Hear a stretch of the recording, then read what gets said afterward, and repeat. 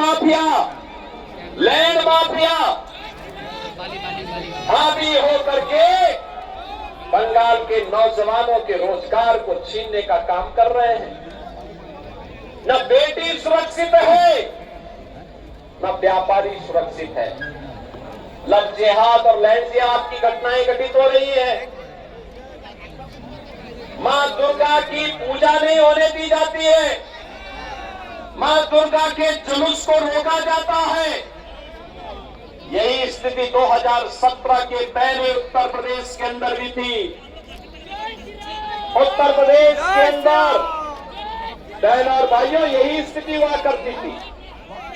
पर्व और त्योहार के पहले उत्साह में उपद्रव होने लगते थे। नौजवान के लिए नौकरी और रोजगार नहीं था। अन्नदाता किसान आत्महत्या कर रहा था। कर्फ्यू और दंगों के कारण महीनों महीनों कार्य ठप रहता था। राम भक्तों पर गोली और लाठी चलती थी। बहन और भाइयों, उत्तर प्रदेश बीमारू राज्य हो गया था। न शिक्षा थी, न स्वास्थ्य की सुविधा थी, न उद्योग धंधे थे। लोग पलायन कर रहे थे। 2017 में प्रधानमंत्री मोदी जी के आह्वान पर उत्तर प्रदेश में डबल इंजन की बीजेपी की सरकार बनी और आज उपद्रव नहीं उत्सव है। उत्तर प्रदेश में न कर्फ्यू है, न दंगा है। यूपी में अब सब चंगा है। यूपी में आज के दिन पे देश के सबसे ज्यादा एक्सप्रेसवे हैं और यूपी में एक्सप्रेस वे का निर्माण करने वाला बुलडोजर बहन और भाइयों को एक्सप्रेस वे का निर्माण नहीं करता है। ये जितने माफिया कांग्रेस सपा ने पाले थे, इनकी हड्डी पसली को कुचलने का काम भी यूपी का बुलडोजर करता है। सड़क का निर्माण करता है। वहां गौ हत्या नहीं हो सकती, वहां सड़कों पर कोई इफ्तारी नहीं कर सकता, वहां पर सड़कों पर कोई नमाज भी नहीं पढ़ सकता।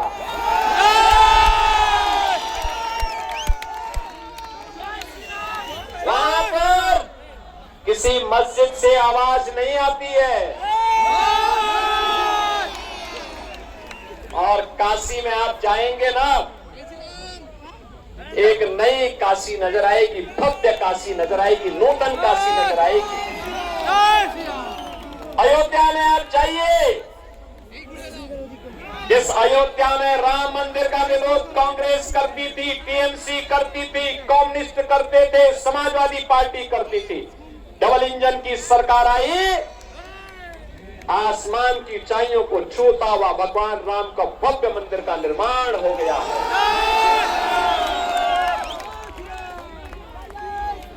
अब उत्तर प्रदेश में नौजवान के लिए रोजगार और नौकरी है।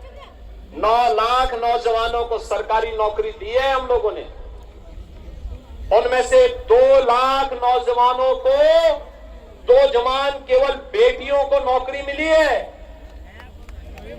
60 लाख नौजवानों को बड़े उद्योगों में और 3 करोड़ से अधिक नौजवानों के लिए यूपी के एमएसएमई यूनिट में नौकरी मिली है।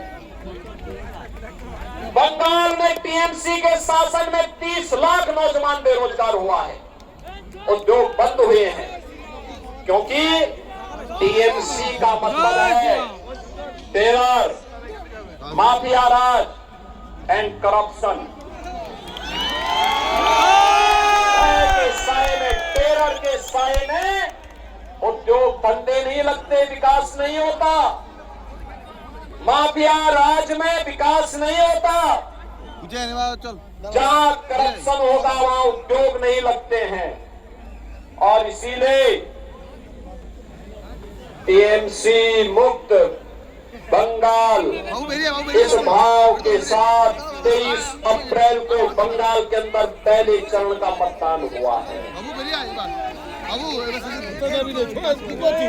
बंगाल के अंदर रिकॉर्ड तोड़ मतदाताओं ने मतदान में भाग लिया। 152 विधानसभाओं में चुनाव और रुझान बताते हैं 4 मई को जब ईवीएम खुलेंगे तो कमल ही कमल हर जगह खिलता हुआ दिखाई देगा। डबल इंजन सरकार बनेगी तो टीएमसी के गुंडों को सिर छुपाने के लिए जगह नहीं मिलेगी। और मैं तो देख रहा था कि कल टीएमसी के बहुत सारे गुंडे अभी से अपने लिए काम धंधे की तलाश कर रहे हैं। कोई सोच रहा कहां मैं पंचर की दुकान बनाऊं और कोई अपना झाड़ू लेकर के बंगाल की सड़कों पर झाड़ू लगाते हुए दिखा करके अपनी जान बचाने के लिए फिरते फिरते रहेंगे। आपने देखा होगा इनकी गुंडागर्दी को, कैसे इन्होंने बीजेपी के नेता श्री शुभेंदु अधिकारी पर हमला करने का दुस्साहस किया। बहनों और भाइयों, मैं तो अभिनंदन करता हूं आपका। इस अराजकता के खिलाफ आज बंगाल मुखर होकर के सामने आया है। यहाँ पे हजारों की भीड़ इस बात की गवाह है। इतनी भीषण गर्मी में आप लोगों ने प्रतिकार का जो तरीका अपनाया है टीएमसी के खिलाफ, गुंडागर्दी के खिलाफ, अराजकता के खिलाफ, खुले आसमान के सामने खड़े होकर के ये आपकी साधना है और इस साधना की सिद्धि 4 मई को जरूर मिलेगी। आपको कोई आपको रोक नहीं सकता। और इसीलिए मैं आज आपके पास आया हूं आपसे कहने के लिए, अब बंगाल में मोदी जी के द्वारा भेजे जाने वाले पैसे का बंगाल के विकास नहीं व खर्च होगा, कोई कटमनी उससे लेने का साहस नहीं कर पाएगा। तो मांग यहाँ पर हो रही है, मुझे बताया गया है कि यहाँ पर जो टीएमसी के विधायक हैं वे लगातार 6 बार से विधायक हैं। उन्होंने अपने परिवार को तो समृद्ध किया है लेकिन कटवा की तरफ ध्यान नहीं दिया। उनको विकास से कोई मतलब ही नहीं है। एक परिवारवादी पार्टियां विकास पे ध्यान नहीं देती हैं, स्वयं के विकास पे ध्यान देती हैं। और इसीलिए मैं आप सबसे कहने के लिए आया हूं, भारतीय जनता पार्टी ने अपने योग्य कार्यकर्ता को आपके बीच में उतारा है। बहनों और भाइयों, भारतीय जनता पार्टी ने कटवा से श्री कृष्ण घोष को अपना प्रत्याशी बना करके आपके बीच उतारा है।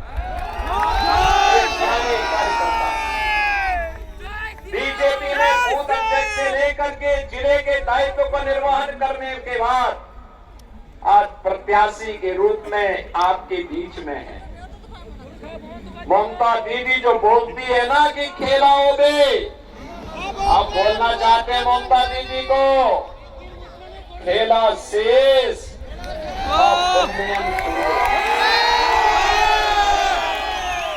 बंगाल में खेल शेष हो गया है, समाप्त। अब विकास होगा क्योंकि कटवा से कृष्णा घोष विधायक होंगे। कृष्णा घोष के विधायक होने का मतलब सैंड माफिया पूरी तरह मिट्टी में मिल जाएगा।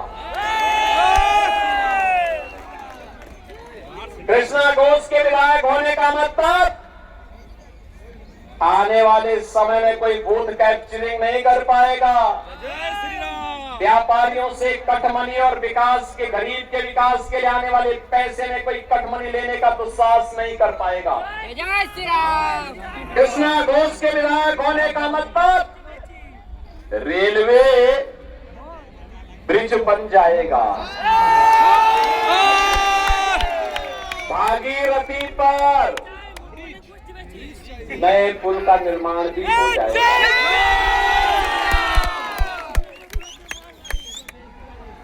क्योंकि बंगाल की आज यही मांग है और इसीलिए मैं आज के इस अवसर पर आप सबसे अपील करूंगा कि बहनों और भाइयों, जो सरकार सुरक्षा नहीं दे सकती वो सरकार को नहीं, और इसलिए मैं यहाँ पर आप सबसे कहूंगा, यहां पर मैं बुला रहा हूं भाजपा के प्रत्याशी श्री कृष्णा घोष को। कृष्णा जी आप यहां पर आइए, आप सब आशीर्वाद देंगे कृष्णा घोष को। सभी लोगों का आशीर्वाद, दोनों हाथ ला करके बोलो, दोनों हाथ ला करके पीछे भी सभी लोग। मैं बोलूंगा आमार सोनार बांग्ला, आप कहेंगे टीएमसी मुक्तो बांग्ला। आमार सोनार बांग्ला, आमार सोनार बांग्ला, आमार सोनार बांग्ला। मैं कहूंगा अंधकार, आप कहेंगे हटवे। मैं कहूंगा सूरज, आप कहेंगे उठवे।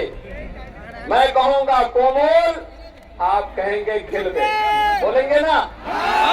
अंधकार, अंधकार, सूरज, सूरज, कोमल, कोमल।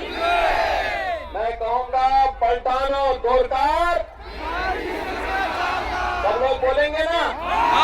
मेरे साथ बोलेंगे पलटानो दोरकार।